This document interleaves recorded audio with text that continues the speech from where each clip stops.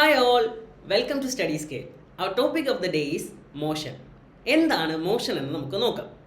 മോഷനെ കുറിച്ച് പഠിക്കാനായി നമ്മുടെ കയ്യിൽ ഒരു ഫിഗർ ഉണ്ട്.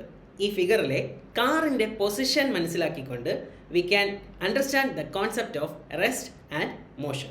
സപ്പോസ് നമ്മുടെ ഈ കാറിനും ഈ പോസ്റ്റിനും ഇടയ്ക്കുള്ള ഡിസ്റ്റൻസ് ഒരു 100 മീറ്റർ ആണെന്ന് അസ്യൂം ചെയ്യാം. കാറിനും പോസ്റ്റിനും ഇടയ്ക്കുള്ള ദൂരം ഒരു 100 മീറ്റർ ആണെന്ന് അസ്യൂം ചെയ്യുക.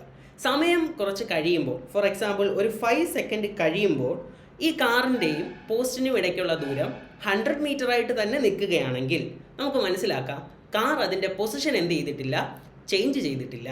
അങ്ങനെ സമയം കഴിയുമ്പോഴും ഒരു ഒബ്ജക്റ്റ് അതിൻ്റെ പൊസിഷൻ മാറുന്നില്ല എങ്കിൽ we can say that the object is in rest. So ഇവിടെ നമ്മുടെ കാറ് എന്ത് സ്റ്റേറ്റിലാണെന്ന് പറയാം, റെസ്റ്റിലാണെന്ന് പറയാം. അതുപോലെ കുറച്ച് സമയം കഴിയുമ്പോൾ ഈ കാറിൻ്റെ പൊസിഷൻ ചേഞ്ച് ചെയ്യുകയാണെങ്കിൽ, അതായത് കാർ പോസ്റ്റിൻ്റെ തൊട്ടടുത്തേക്ക് വരികയാണെങ്കിൽ, ഇപ്പോൾ ഇവർക്കിടയിലുള്ള ദൂരം സപ്പോസ് ഒരു 2 മീറ്റർ ആണെന്ന് എടുക്കുകയാണെങ്കിൽ നമുക്ക് മനസ്സിലാക്കാം എന്താ, കാറിൻ്റെ പൊസിഷൻ എന്ത് ചെയ്തിട്ടുണ്ട്, ചേഞ്ച് ചെയ്തിട്ടുണ്ട്. കാറിൻ്റെ പൊസിഷൻ അങ്ങനെ ചേഞ്ച് ചെയ്യുകയാണെങ്കിൽ we can say that the car is in motion. അപ്പോൾ ഒരു ഒബ്ജക്റ്റ് സമയം മാറുമ്പോൾ അതിൻ്റെ പൊസിഷൻ ചേഞ്ച് ചെയ്യുകയാണെങ്കിൽ we can say that the object is in motion. So ഇവിടെ കാർ എന്തിലാണെന്ന് നമുക്ക് പറയാം, the car is in motion. So that's all for today. Motion and rest. ഈ രണ്ട് ബേസിക് കോൺസെപ്റ്റുകൾ നമ്മളിപ്പോൾ പഠിച്ചു കഴിഞ്ഞു.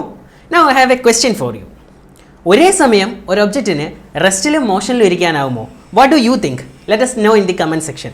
ഇനി ഈ ചോദ്യത്തിനുള്ള ഉത്തരം വളരെ ഡീറ്റെയിൽ ആയിട്ട് നമ്മുടെ ക്ലാസ്സുകളിൽ ഡിസ്കസ് ചെയ്യുന്നുണ്ട്. For that, join our classes.